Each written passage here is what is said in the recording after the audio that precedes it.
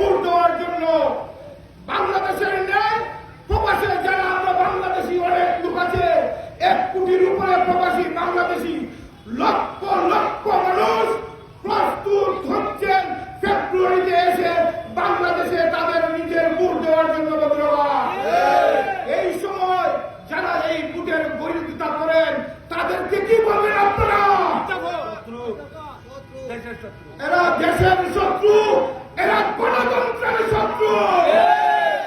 যারা এটা করবে করার আর চেষ্টা করবে বিএনপি তাদের বিরুদ্ধে আন্দোলন করবে বাংলাদেশে।